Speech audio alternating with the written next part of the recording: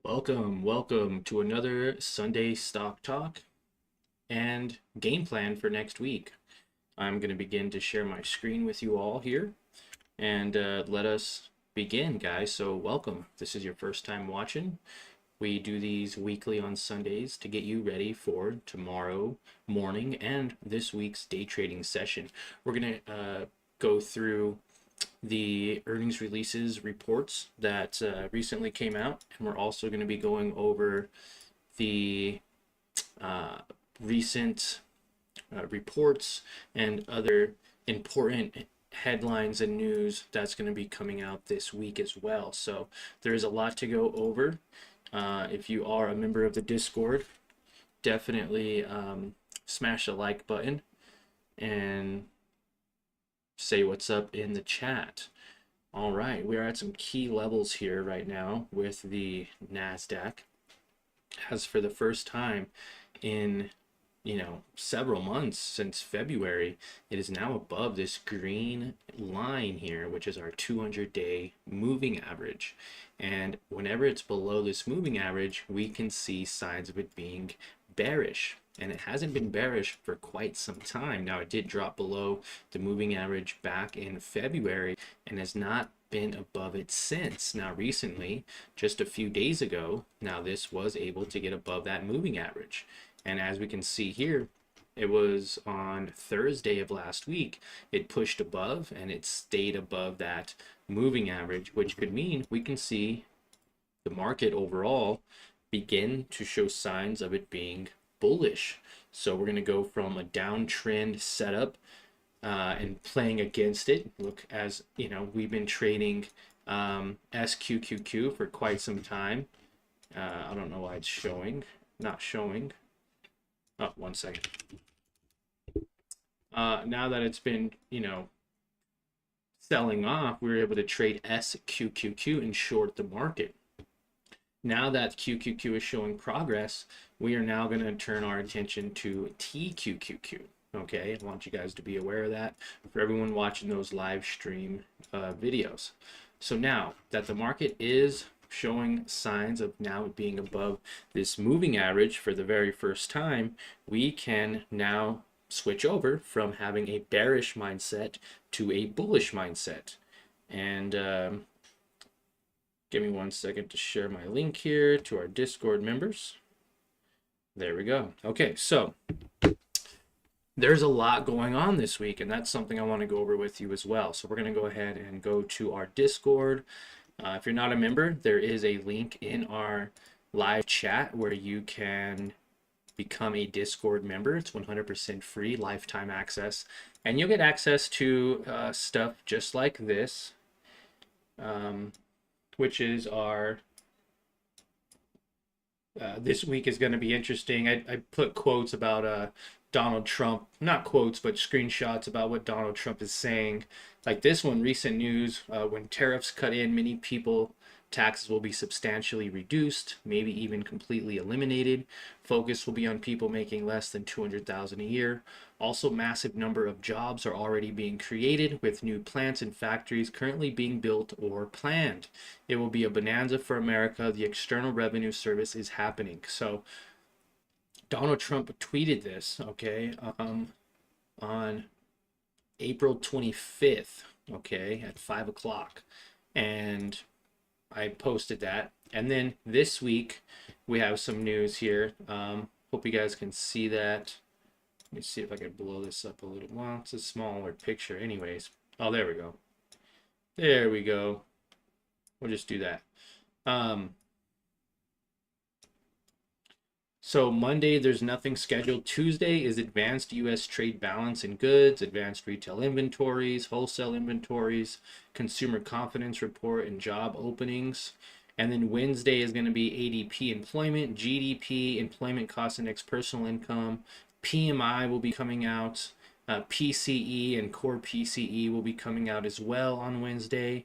And then we have on Thursday initial jobless claims, S&P final U.S. manufacturing PMI, ISM manufacturing, construction spending, auto sales, all comes out on Thursday. And then Friday we have U.S. non-farm payrolls, U.S. unemployment rate, U.S. hourly wages year over year, and factory orders. So that's all on the menu for this week as far as certain news that may be coming out that could influence the market, right? Also, if you go down to our weekly economic calendar in our Discord here, it's again 100% free. Join if you haven't yet. But the earnings this week, starting on Monday, there's so many earnings this week, guys. Like Domino's is a big one here. Several banks, Waste Management. On Monday, Tuesday is going to be SoFi, PayPal, UPS, JetBlue, Coca-Cola, Pfizer, Spotify, and others. Altria, all in the morning. After close is going to be Visa, Starbucks, Snap. Several after hours. Wednesday, we're looking at like Caterpillar, ADP, GE, Healthcare. After close, a big one for Wednesday, guys. A big one for Wednesday is going to be Microsoft, being how they are a major influence of the market. They have a tremendous market cap in general. They have a 2.91 trillion. You might as well just say a 3 trillion market cap, okay? So with that said, we can know that this is going to move the market tremendously. All right, this will influence the market on Wednesday because of that high market cap. Then we have, let's see, Meta, Robinhood, QCOM, that's a big one as well. All reporting Wednesday after hours. Hello, welcome. We went over recent news for this week, basically, and QQQ is over the 200-day moving average. We'll recap that in just a minute. Thursday, there's Lilly, Roblox, CVS, MasterCard, SiriusXM Radio, McDonald's reporting earnings, as well as a few others. And then Thursday after close, we have Amazon and Apple. Those are two big ones again that will influence the market when they move. Why is that? Because Amazon and Apple have, again, a big market cap here. So Apple is a $3 trillion market cap. That is definitely going to influence the market quite a bit. And also Amazon is at a $2 trillion market cap. Again, this will influence the market a lot. So if these can showcase good earnings, then we can begin to see these companies begin to recover. Now, a lot of these companies are down, obviously, because the market is currently down. But as the market begins to reverse and show signs of recovery and begin showing signs of it going up, then we can invest in these companies and be more confident investing and even trading these companies over time. So Thursday after close, I mean, there's still Riot, Airbnb, Reddit. Those are some big ones as well. And then Friday, Fubo TV, ExxonMobil, Chevron, Brookfield, Apollo, Wendy's, and a few others. So definitely major week. A lot of volatility, I'm sure. Most anticipated earnings releases, if you want to take a snapshot, screenshot, or whatever, or go to our Discord and actually save it, you can. Or just reference it for this week. Now that's crazy, right? There's a lot of earnings coming out, especially for a couple of major companies. You know, we have Trump talking about eliminating taxes almost completely for anyone under $200,000 in income a year. We have a ton of spotlight information coming out, news and different economic reports that will influence the market as well. So a very volatile week ahead for sure. I do not doubt that to the least. And look, QQQ right now is above this 200-day moving average, right? We've had highs of 500. We've even had in that $500 range, right? for quite some time. It was between 500 and 540. That was great. That means we could buy at these lows at 500, 510, 5 even 15, and we could sell at these highs, 530. Really great for swing trading or even just investing, getting those nice lows. Well, now since the market's been selling off since February, we've seen lows of 398. So 398 is one of those absolute bottom areas of the market that we've experienced already this year. Now with that, it's already gone up to 473, 472.99, but nonetheless 473, guys.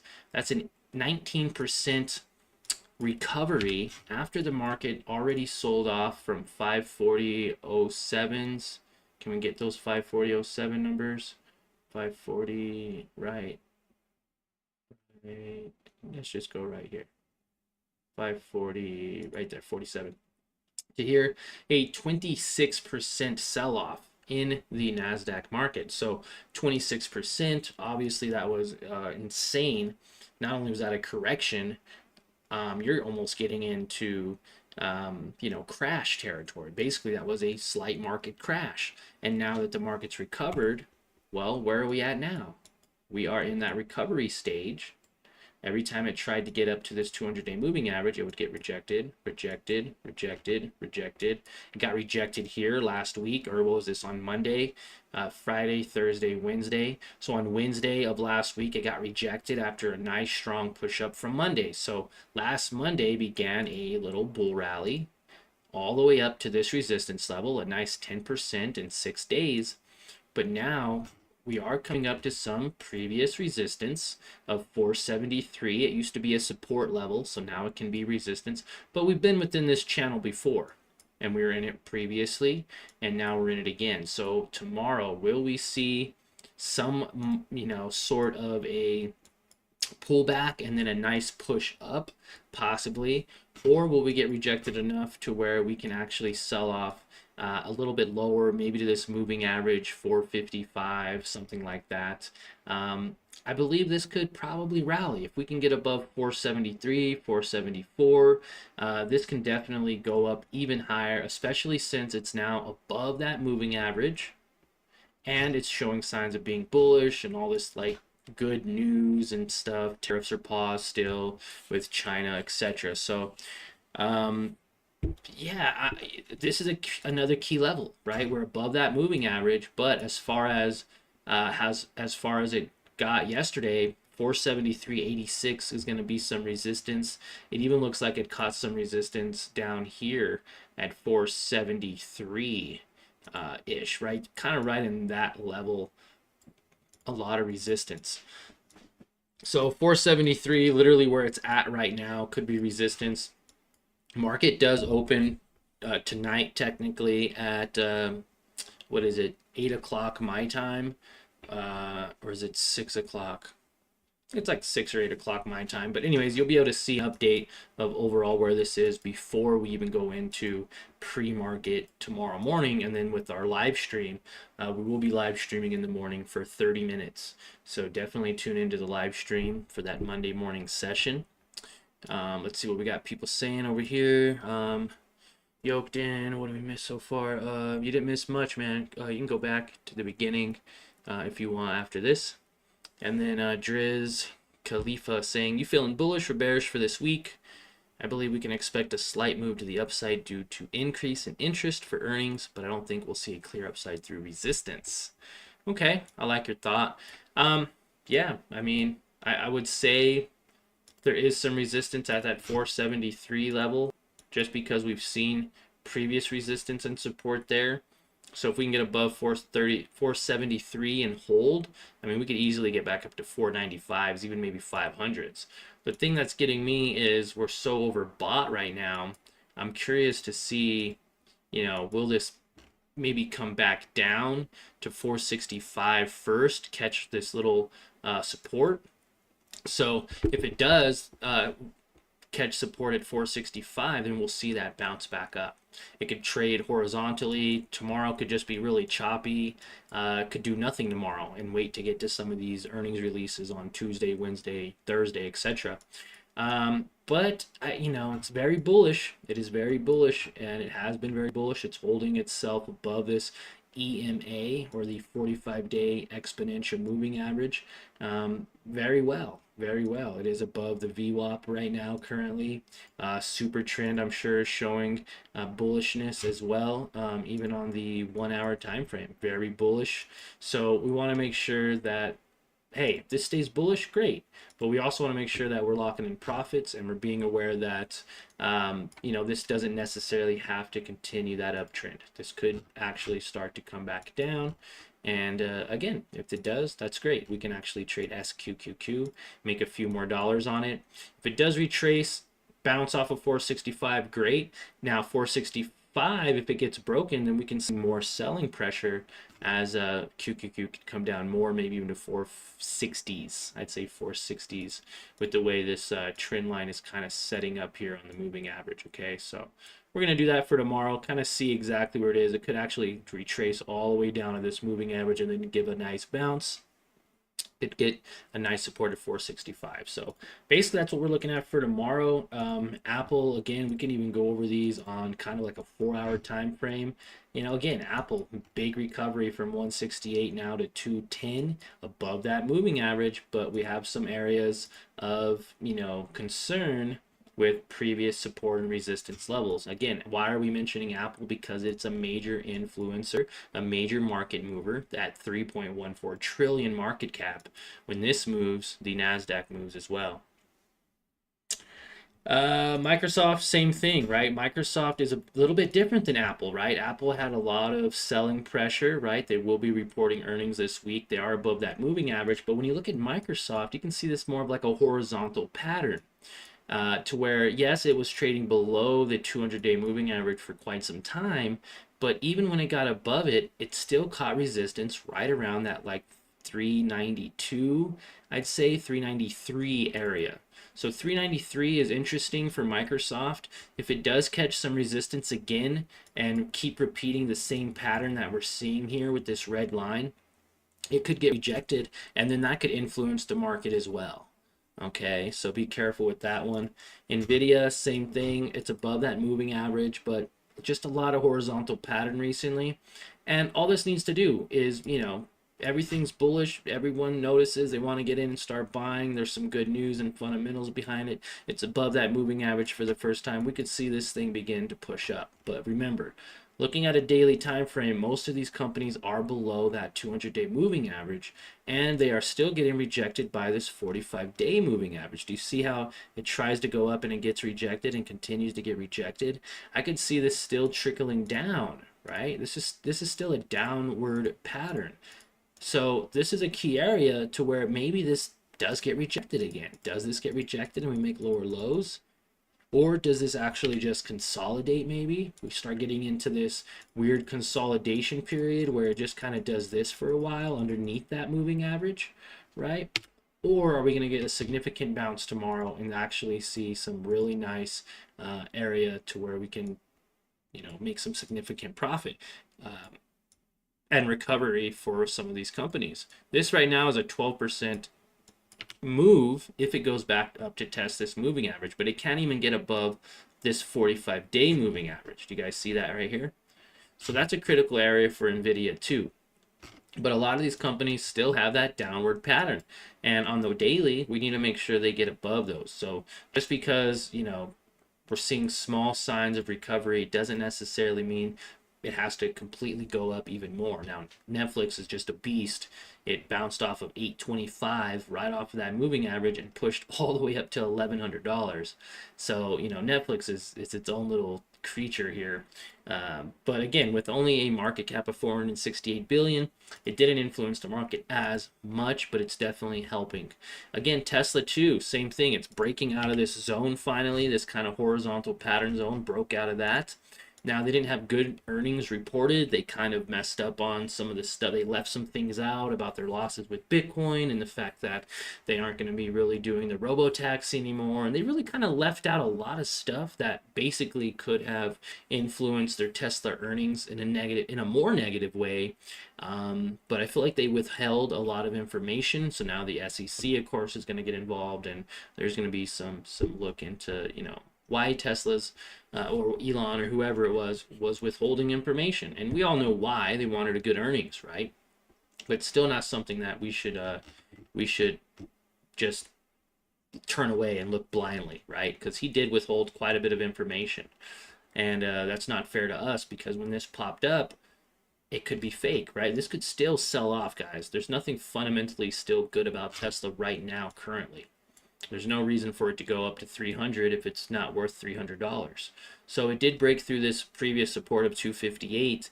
It is going to be touching that moving average here, so I'm curious to see what happens on the daily. But as far as the 4-hour, it's above the moving average, right?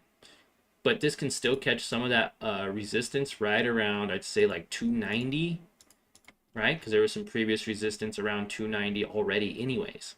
So I'm curious to see tomorrow how the markets are going to be influenced. Google is above that moving average. Come back, retest, and get a bounce. It's very possible, right? Come back down, retest, get a nice big clean bounce tomorrow or throughout the week. So I'm excited to see what happens with you all, and excited to see what happens overall with the markets, guys. This is insane.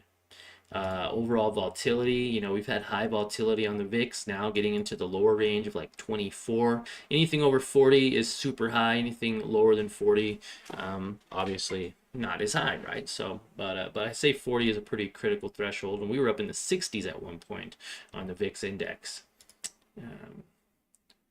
Gold selling off slightly. Let's see, Driz, I got some PLTR, nearly 100%, might trim around there and buy more under 100. Okay, nice, PLTR,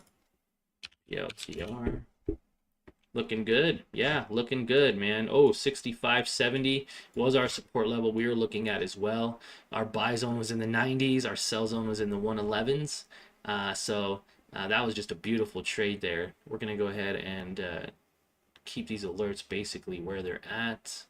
We'll set this one up a little higher, like 115.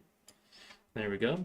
Yeah, that's a beautiful trade there by Drix. He said he bought some under the 100, and yeah, potentially take some profits at 113, maybe even 125. 125 is another nice area for a price target as well for PLTR. Crypto.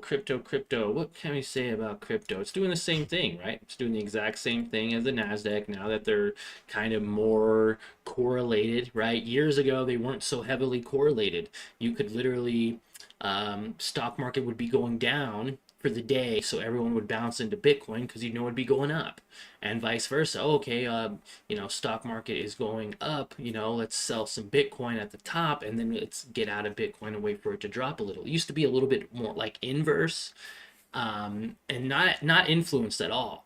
And then now Bitcoin is like the stock market. They're basically trading exactly the same. If you really look at it, you overlay the NASDAQ with Bitcoin, it's basically doing the same thing. You had an aggressive sell-off from 109,000 down to 74,000. Did we ever see exactly what that was? That was a 31% sell-off, right? So what does this mean? Is there already a 20% recovery? Yeah, there's already a 22% recovery from that 30% sell-off, okay? So now it's recovering, but again, we're getting back to previous support levels, old support levels of 95, 94.8. So will this get rejected and come back down? Was this the bull run? Or are we going to see more bull run to come because now it is above that moving average? So very interesting, but again, doing exactly what NASDAQ did, kind of catching some resistance the last couple of days. And even throughout the overnight hours, this can also paint a clear picture too, that this got rejected after over the weekend. This got rejected by a previous resistance, and it's now below that resistance. So when going over to QQQ, we can see, okay, well, hey, I would imagine that this has been getting rejected as well. If Bitcoin looks the way it does, then I could see this basically getting rejected and kind of, maybe opening somewhere around this level, kind of just a stagnant pattern throughout last night or over the weekend, just based off of what I'm looking at with Bitcoin. So Bitcoin's a bit stagnant. It's not making any newer highs. 425 was our last trading day, so market closed right around this area and hasn't made any progress. And we could say the same thing for QQQ. So I'm excited to see what happens. We'll leave this little line chart here just to see if we're correct or not later on. And then any other companies here we're looking at. Oh wow, so Driz said he's been buying PLTR since $30. That's amazing. Good job. So he has a beautiful average, I'm sure, buying at 30s, 40s, 50s, 60s, buying at hundreds. Now PLTR is in the 110s, 115s. I mean, he probably has a very nice average price to where he could lock in some profits. I mean, if he's holding long term, that's great too. He could eventually double, triple, quadruple his money even. So great job on that investment, Driz. Sound, again, another one of those companies. It's above the moving average. It reacts very well with what the market's doing overall. So I'd love to see Sound get above like 1050, and we can see some major progress to the upside. XPEV, we've been talking about it as well, getting above some of these previous resistance levels, breaking out of that horizontal pattern, now hitting $20, possibly hit 27. LUNR trading horizontally, now getting above that moving average and holding above that moving average actually very nicely. So we may start adding a few more shares to this as time goes on. Lunar is a space exploration company that I'm pretty excited about. We have traded this in the past back in this area, back in the 25 areas. And then I thought previously in this area here, but man, holding down in the $7 range and selling in $25 range, talk about tripling your money, right? That'd be a beautiful. So buying at, once we get a nice breakout of about 950-ish, I'd love to see this break out, potentially making even 165% profit on your investment. So SMCI, again, pretty much trading horizontally, having trouble getting above that like 38 mark, 3750-ish. Again, above that moving average, but that doesn't really mean anything. It could just get rejected really easily off of that 3750. SoFi pushing up. You can see SoFi's at $13. I would love to see SoFi get a little bit higher. Above 13. I think that'd be a great long-term play. Anyone who's already invested in at $8, $9, $10, congratulations to you guys for being able to buy at such a low level. But SoFi looking really good. $8 would have been the price to buy, considering all the consolidation, previous support and resistance, and areas of strength and weakness in that area around 835. That would have been a beautiful area to buy if you didn't already. If you did already buy at that level, I mean, man, you're already up 50%. Maybe consider locking in a little profits. And if this does actually get above this previous resistance of about 13, then maybe you add more to your position. But it never hurts to lock in some profits in case we get a nice little correction back down to this moving average. You could lose 11 to even 20% of that nice 50% profit right now, just holding even longer. So lock in some profits, wait for it to come back down more, and even buy more then. If not, if this does break out 13, this can very easily even go to $18. Not overnight or anything, but eventually this can go back up to those previous $18 levels for another 40% profit. So overall, buying at those lows of $8 back to previous highs of 18 could be a nice 114% profit for anyone investing in SoFi. And that's the same for a lot of these companies. Palantir buying at 66, it's now at 113. That's a 70% profit already, with a little bit more room to go, another 20% or so before it gets to those previous resistance levels. Synex, we are trading Synex within these levels here. And, it just nice horizontal pattern, bought in, totally got rejected from that horizontal pattern, making newer lows, now getting rejected off this moving average. So Cinex isn't one of those companies I'm really looking at too much right now. And then Celsius used to be $100, $99. Now it's above that moving average. It was as low as 21 bucks. So we've been following all 9 of these stocks for quite some time now, at least a couple of months, if not at least 6 months, maybe longer. But the entire year of 2025, I've been giving you weekly updates on these exact 9 companies and what they're doing. And look, 83% profit from those $21 levels. Now it's above that moving average, getting some resistance now. A lot of consolidation resistance around 36 and like 38. So we need to see another big significant breakout from, I have my alert set at 38.50. So if we can get breakout of 38.50, I would love to potentially buy in on Celsius, which is the energy drink. This can go up as much as 167%. And then Tempest AI, we've been watching this just for the fact that there was a politician, I believe it was Nancy Pelosi, who was trading it there at the beginning. Nice horizontal patterns. Obvious signs of support, obvious signs of resistance here with some nice little breakouts following a nice, upward trend. Well, that upward trend did get broken and now it's, it's trading around like $53. Be careful with this one. Be very careful with this one. I would recommend, going light on this position if you do.